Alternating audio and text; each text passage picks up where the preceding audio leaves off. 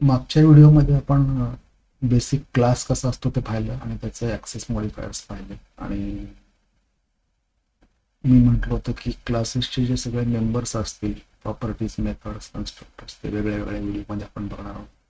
तर या व्हिडिओमध्ये आपण बघणार आहोत प्रॉपर्टीज. मला वाटतं प्रॉपर्टीज ऑब्जेक्ट ओरिएंटेड प्रोग्रामिंगमध्ये सगळ्यात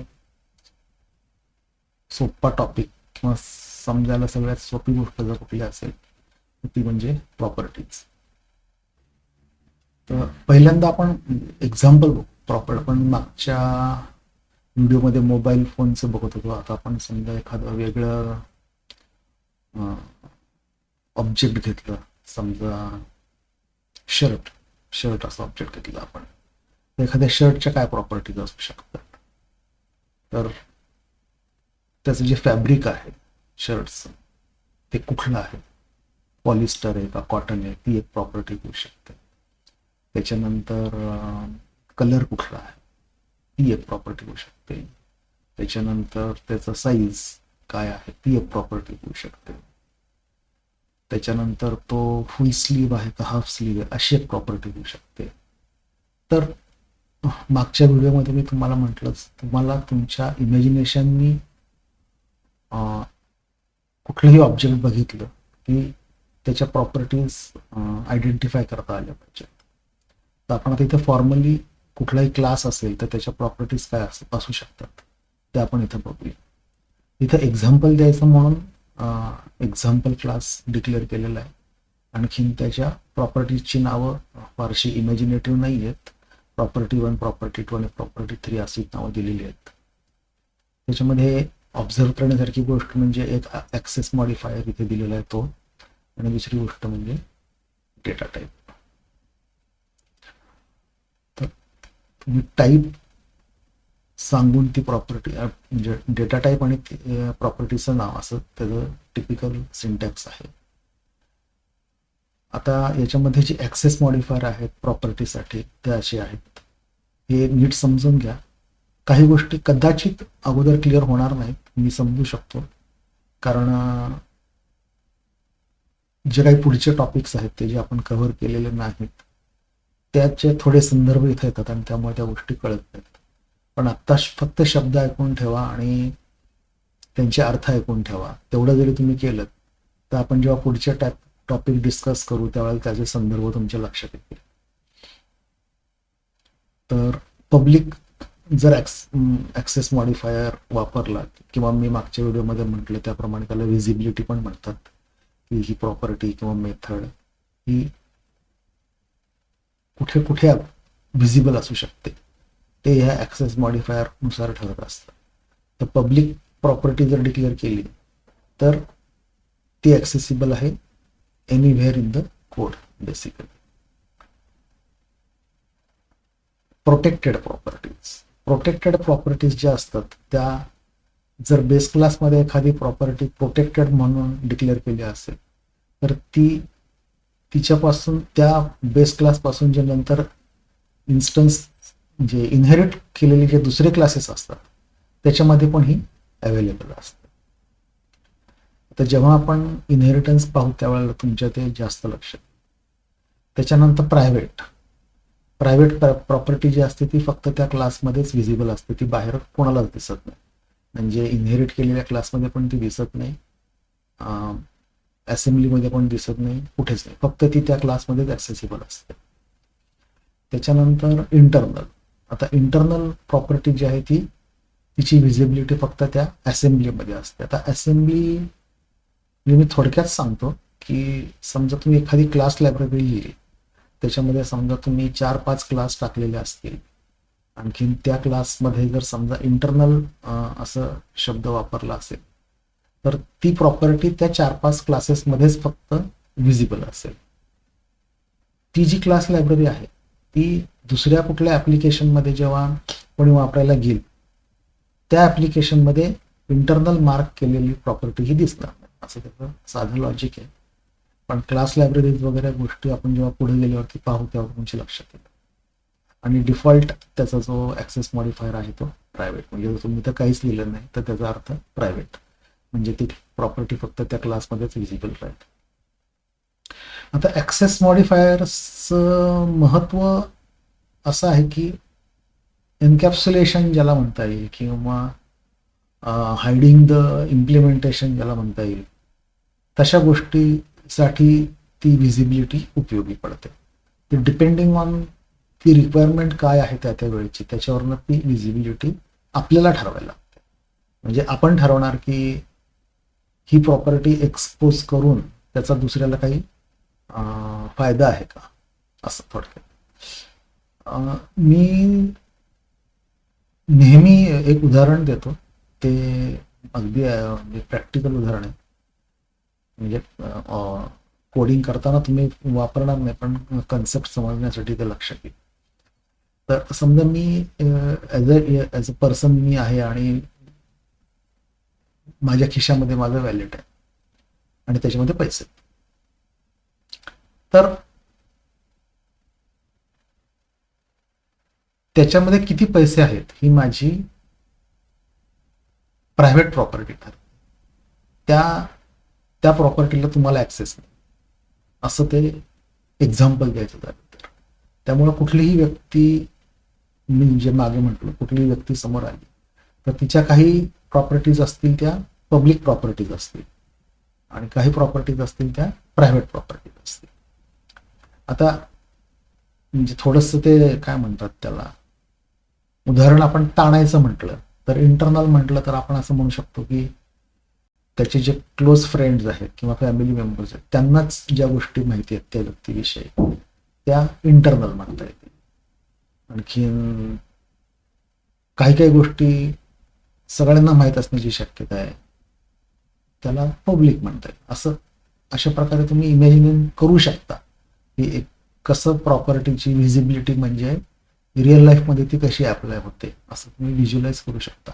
आणि असं व्हिज्युअलाइज केलं आणि त्या शब्दांचे अर्थ बघितले आणि व्हिज्युअलाइज केलं तर ह्या कन्सेप्ट कळायला खूप सोपे आहेत. त्यात असं काही कॉम्प्लिकेटेड नाही आहे. आणि तुम्ही व्हिज्युअलाइज करून पर्सनलाइज करून हे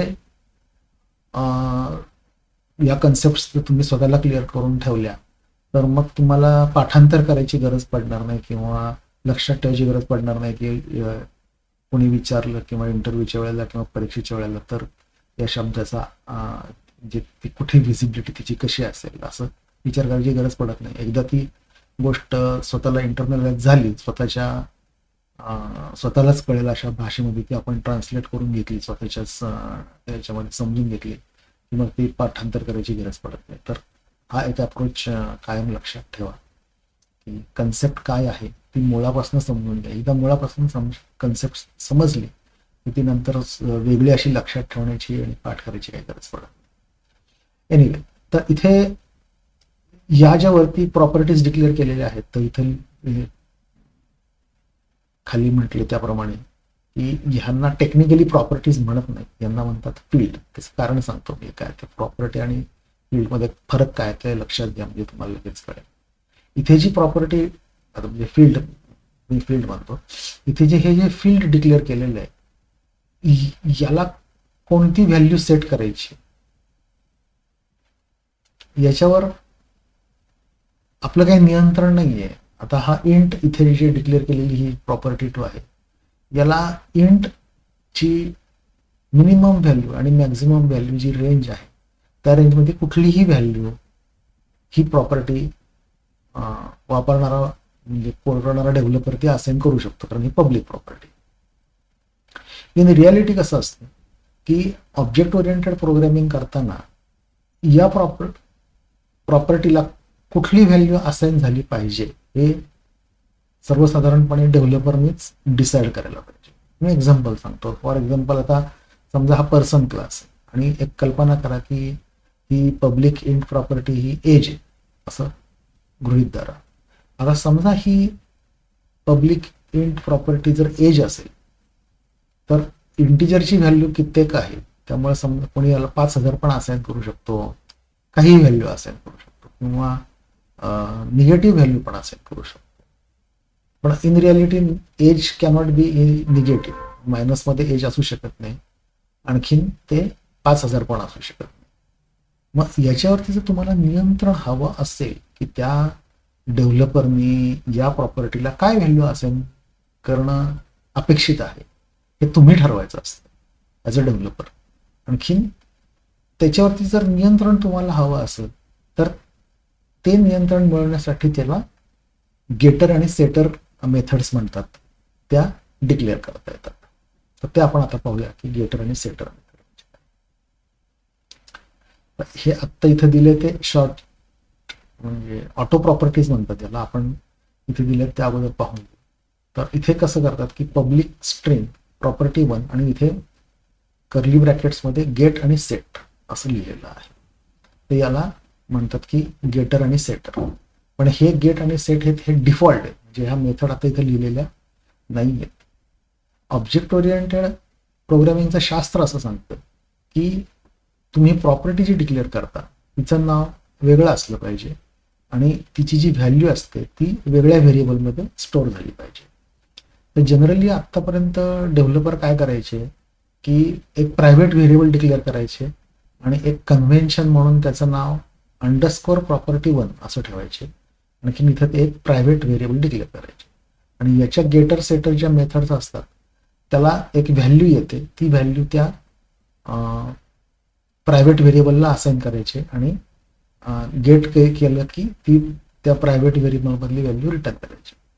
आता व्हायचं काय की बहुतांश वेळेला तुम्हाला त्या गेट आणि सेटच्या मेथड्स लिहायच्या नसतात किंवा लिहायची गरज पडत नाही, कारण तुम्हाला काही बिझनेस इम्प्लिमेंट करायचा नसतो त्याच्यामध्ये. तर त्यावेळेला सी शार्पनी ही सिंटॅक्टिक शुगर ऍड केलेली आहे. ती म्हणजे असे की कंपायलर काय करतो, जर तुम्ही असं लिहिलेलं असेल तर कंपायलर स्वतःच याचं एक बॅकिंग फील्ड ज्याला म्हणतात, मी प्रायव्हेट व्हेरिएबल म्हटलं होतं तुम्हाला, ते कंपायलर स्वतःच एक जनरेट करतो. आणखीन तो जो गेट आणि सेटचा कोड आहे तो कंपायलर स्वतःच जनरेट करतो, म्हणून याला ऑटो प्रॉपर्टीज म्हणतात. इथं आणि गेटर आणि सेटरच्या मेथड्स लिहिलेल्या नाही आहेत, त्या कंपायलर जनरेट करतो. ओके. आता हे एक लक्षात घेण्यासारखं, कारण मी जे आत्ता म्हटलं तुम्हाला की जे फील्ड्स असतात, फील्ड्स जे डिक्लेअर केलेले असतात त्यांना गेटर आणि सेटर नसतं आणि गेटर आणि सेटर नसल्यामुळे तुम्हाला त्यांच्यावरती काही नियंत्रण नसतं. तसं प्रॉपर्टीचं नसतं. प्रॉपर्टीमध्ये तुम्ही गेट पण ठेवू शकता, सेट पण ठेवू शकता आणि दोन्ही ठेवू शकता. आणि फील्डला दोन्हीही नसतं, फील्डला गेटरही नसतं आणि सेटरही नसतं. गेट सेटच्या मेथड तुम्हाला पाहिले की कल्पना येईल मला काय म्हणायचं. आता इथे बघा ही इथं प्रॉपर्टी डिक्लेअर केलेली, इथे हा क्लास आहे एक्झाम्पल क्लास 3. ओके. ह्या ऑटो प्रॉपर्टी देत. ओके. ही पण ऑटो प्रॉपर्टी आहे, ही तर प्रायव्हेट आहे त्यामुळे हिचा काही प्रश्नच येत नाही. पण ही पब्लिक प्रॉपर्टी आहे. तर ही कशी केली आहे त्यांनी, पब्लिक प्रॉपर्टी 3. आणि मी जे म्हटलं होतं की प्रत्येक पब्लिक प्रॉपर्टीला एक प्रायव्हेट बॅकिंग फील्ड ज्याला म्हणतात, याला बॅकिंग फील्ड म्हणतात, ते एक डिक्लेअर केलेलं असतं. इथं तसं केलेलं आहे बघा, प्रायव्हेट डेसिमल प्रॉपर्टी 3 आणि इथे पब्लिक डेसिमल पब्लिक प्रॉपर्टी 3. म्हणजे जेव्हा ही प्रॉपर्टी कॉल होते म्हणजे याला व्हॅल्यू असाइन केली जाते तेव्हा ऍक्च्युली व्हॅल्यू याला असाइन केली जाते. ही कशी केली जाते तिथे दिसते तुम्हाला, हे बघा इथे लिहिलं गेट की रिटर्न हे, म्हणजे याची व्हॅल्यू मागितली की ऍक्च्युली या व्हेरिएबलची व्हॅल्यू रिटर्न केलेली आहे आणि जेव्हा सेट केलेलं आहे तेव्हा आलेली व्हॅल्यू जी आहे ती ऍक्च्युली ह्या व्हेरिएबलला असाइन केलेली आहे. तर याला बॅकिंग फील्ड म्हणतात, याला प्रॉपर्टी म्हणतात आणि याला गेटर म्हणतात आणि याला सेटर म्हणतात. तर हा जो सगळा कोड ब्लॉक आहे एवढा, हा सगळा कोड ब्लॉक लिहिण्याचे कष्ट वाचावेत म्हणून सी शार्प कंपायलरनं ही सोय दिलेली आहे. ही जी इथे सोय आहे तर इथे काय करतं ते सी शार्प कंपायलरच ही प्रायव्हेट हे प्रायव्हेट फील्ड डिक्लेअर करतं. आणखीन सी शार्प कंपायलरच ह्या गेट सेटच्या मेथड जनरेट करतं आणि तो इन्सर्ट करून टाकतं. तुम्हाला टायपिंग कमी पडावं म्हणून ही मेथड दिलेली आहे. ज्या वेळेला तुम्हाला युजर कुठलीही व्हॅल्यू असाइन केली तरी चालेल अशी सिच्युएशन असते त्यावेळेला तुम्ही अशा व्हॅल्यूज डिक्लेअर करू शकता. पण ज्यावेळेला तुम्हाला कंट्रोल हवा असतो त्याच्यावरती तेव्हा तुम्ही गेटर आणि सेटर वापरायचे. मग इथं तुम्ही जेव्हा हे सेटर वापरता तेव्हा इथे तुम्हाला कोड लिहायची सोय असते. म्हणजे इथं तुम्ही म्हणू शकता की if value is greater than काय 100 किंवा 110 120, समजा हे अज्युमिंग की ही प्रॉपर्टी एज आहे, तर त्याच्यापेक्षा मोठी जर व्हॅल्यू त्याला असाइन केली किंवा निगेटिव्ह व्हॅल्यू जर असाइन केली तर तुम्ही इथे एक्सेप्शन थ्रो करू शकता की ही व्हॅल्यू करेक्ट नाही आहे या प्रॉपर्टीसाठी. तो कंट्रोल तुम्हाला असावा म्हणून या गेटर आणि सेटर अशा प्रॉपर्टीज डिक्लेअर केलेल्या. ऑटो इम्प्लिमेंटेड प्रॉपर्टीज आपण बघितल्या ऑलरेडी. मी तुम्हाला सांगितलं की ऑटो इम्प्लिमेंटेड प्रॉपर्टीजमध्ये त्या नुसत्याच इथे लिहायच्या असतात. त्या लिहिल्या की ते प्रॉपर्टी पण होते, त्याचं बॅकिंग फील्ड पण कंपायलर जनरेट करतो आणि गेट सेटची मेथड पण कंपायलर जनरेट करतो. त्याच्यानंतर दुसऱ्या महत्त्वाची म्हणजे प्रॉपर्टी म्हणजे कॅल्क्युलेटेड प्रॉपर्टी. या गोष्टी खूप महत्त्वाच्या आहेत. जेव्हा तुम्ही प्रॅक्टिकल प्रोग्रामिंग कराल तेव्हा त्यांचं महत्त्व तुमच्या हळूहळू लक्षात येईल. इथे बघा कसं केलंय की क्वांटिटी अशी एक प्रॉपर्टी आहे, त्याच्यानंतर आयटम प्राइस अशी एक क्वांटिटी आणि टोटल कॉस्ट अशी एक प्रॉपर्टी. आता टोटल कॉस्ट अशी जर तुम्ही प्रॉपर्टी बघितली तर ह्याला सेटरच नाही, याला फक्त गेटरच आहे. तर ही गेटर आहे याचा अर्थ काय झाला की ही रीड ओनली प्रॉपर्टी झाली. म्हणजे जो कोणी हा क्लास वापरतोय तो या टोटल कॉस्ट प्रॉपर्टीला कुठलीही व्हॅल्यू असाइन करू शकत नाही. तो फक्त ह्या प्रॉपर्टी मधली व्हॅल्यू रीड करू शकतो, कारण ह्याला फक्त गेटरच लिहिलेलं आहे, सेटर लिहिलेलंच नाही.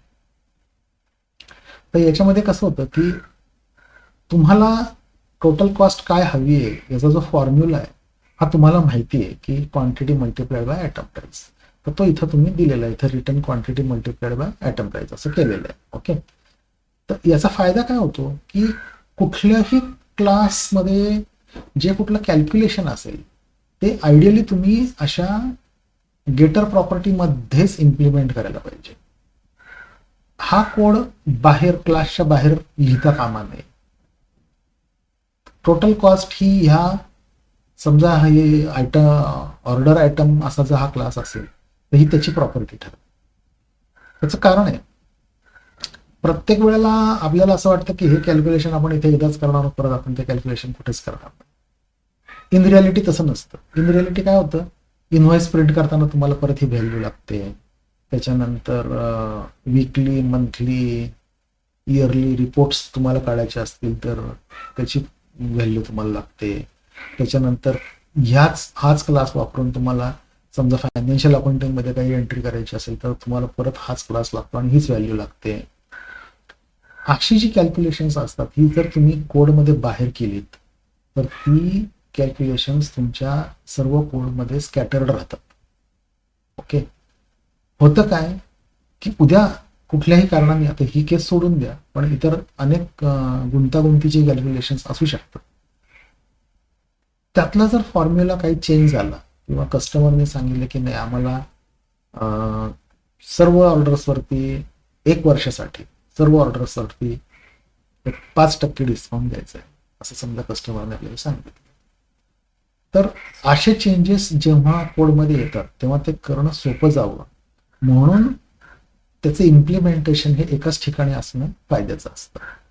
आता अशी रिक्वायरमेंट जर आली की 5% सगळीकडे वजा करायचे तर तुम्ही हे कॅल्क्युलेशन या क्लासच्या बाहेर जर 4-5 ठिकाणी केलं असेल तर तुम्हाला ते 4-5 ठिकाणी जाऊन चेंज करावं लागतं.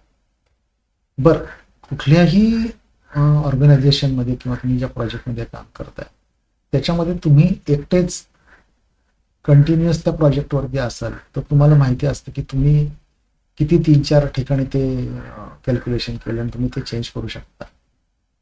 पण जर दुसरा डेव्हलपर असेल तर त्याला माहीत नसणार की ते कॅल्क्युलेशन किती ठिकाणी केलं.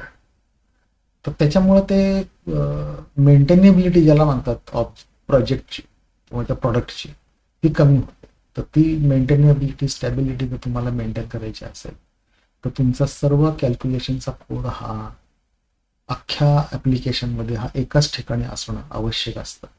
म्हणजे एकदा तुम्ही या ठिकाणी चेंज केला की तुम्हाला विचार करायची गरज नाही की हे कॅल्क्युलेशन कुठं कुठं वापरलं आहे आणि कुठं कुठं ते चेंज करायला लागणार आहे. तर हा त्याचा फायदा असतो. म्हणून असं सगळं बिझनेस लॉजिक जे काही लागेल ते सगळं त्या क्लासमध्येच इम्प्लिमेंटेड असले पाहिजे. शक्यतो क्लासच्या बाहेर त्या क्लासच्या संदर्भातलं कुठलंही कॅल्क्युलेशन करायचं नाही. हे एक तत्व पाळलं गेलं पाहिजे आणि दॅट इज द काय म्हणतात त्याला basis for object oriented programming. म्हणजे तुम्ही इम्प्लिमेंटेशन जे आहे ते त्या क्लासमध्येच एन्कॅप्सुलेटेड असलं पाहिजे. क्लासच्या बाहेर क्लासच्या संदर्भातला कोड लिहायचा नाही. हे एक तत्व पाळलं गेलं पाहिजे. ठीक आहे. तर आपण कॅल्क्युलेटेड प्रॉपर्टीज पाहिले, गेटर सेटर पाहिले आणि ऑटो प्रॉपर्टीज पाहिल्या आणि प्रॉपर्टीजची व्हिजिबिलिटी पाहिली. ठीक आहे. तर याच्यानंतर इथे दिलेलं आहे की the calculated property relies on the item price आणि क्वांटिटी. मी म्हटलं त्याप्रमाणे total cost does not have a setter method since we cannot set its value. आपण त्याची व्हॅल्यू सेट करू शकत नाही. या दोघांचा गुणाकार जे असेल त्याची. ठीक आहे. तर पुढचा टॉपिक आहे मेथड्स. तो मी म्हटलं त्याप्रमाणे आपण पुढच्या व्हिडिओमध्ये पाहू. आता आपण फक्त प्रॉपर्टीज विषयी. ओके.